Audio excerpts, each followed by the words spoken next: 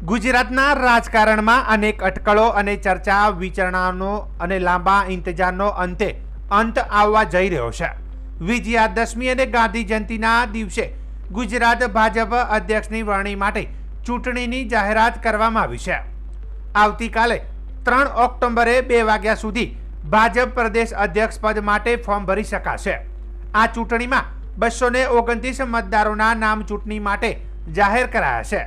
સાથે જ આ ચૂંટણીમાં લોકસભા અને રાજ્યસભાના સભ્યો પૈકી 10% સભ્યો મતદાર બનશે, તેમજ વિધાનસભામાં ચૂંટાયેલા ધારાસભ્યો પૈકી 10% સભ્યો મતદાર બનશે।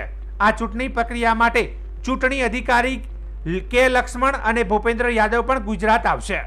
નમસ્કાર મિત્રો, પ્રથમ તો આજે વિજયાદશમી છે અને આ વિજયાદશમીના પાવન પર્વની આપ સૌને શુભકામના પાઠવું છું। આપ સૌ જાણો છો કે સમગ્ર દેશની અંદર ભારતીય જનતા પાર્ટીનું સંગઠન પર્વ ચાલી રહ્યું છે। એના ભાગરૂપે ગુજરાતમાં પણ પ્રાથમિક સભ્યો, સક્રિય સભ્યો 50,000 કરતા પણ વધુ બૂથોની ચૂંટણી કરવામાં આવી, 580 મંડળની ચૂંટણી કરવામાં આવી અને 41 જિલ્લા મહાનગરોમાં જિલ્લા પ્રમુખોની પણ ચૂંટણી કરવામાં આવી અને હવે રાષ્ટ્રીય અમારા ચૂંટણી અધિકારી ડોક્ટર કે લક્ષ્મણજીની સૂચના મુજબ ગુજરાતના ચૂંટણી અધિકારી તરીકે પાર્ટી મને જવાબદારી આપી છે। મારા સાથી સહ ચૂંટણી અધિકારી ભાઈ શ્રી ધવલભાઈ દવે, શ્રી હિતેશભાઈ પટેલ આજે પ્રદેશ અધ્યક્ષની જે ચૂંટણી છે એમની આજે મતદાર યાદી ડિક્લેર કરવામાં આવી છે અને જે પ્રદેશ અધ્યક્ષની ચૂંટણી થશે એનું જે કંઈ શેડ્યુલ છે એ શેડ્યુલ આપશ્રીને આપું।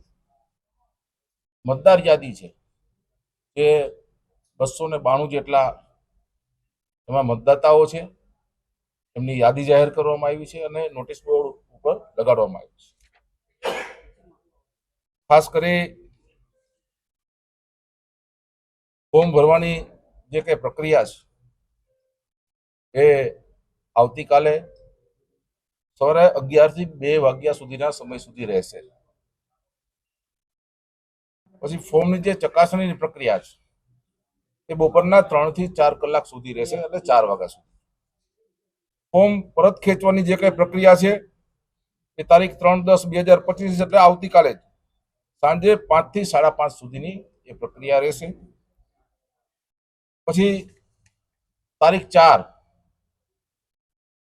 મતદાન પ્રક્રિયા છે, એટલે ચૂંટણી થાય તો મતદાન પ્રક્રિયા છે એ પ્રક્રિયા સવારે 10 થી 11 કલાક સુધી અહીંયા પ્રદેશ કાર્યાલય કમલમ ખાતે રહેશે।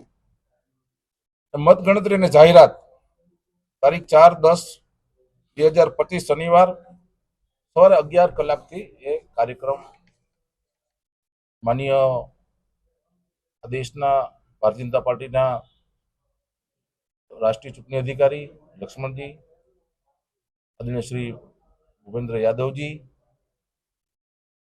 તેમજ જે કાંઈ મુખ્યમંત્રી શ્રી, પ્રદેશ અધ્યક્ષ શ્રી અને તમામની હાજરીમાં એક આખી પ્રક્રિયા યોજવામાં આવશે। બસ આટલી જ મારે જાહેરાત કરવાની।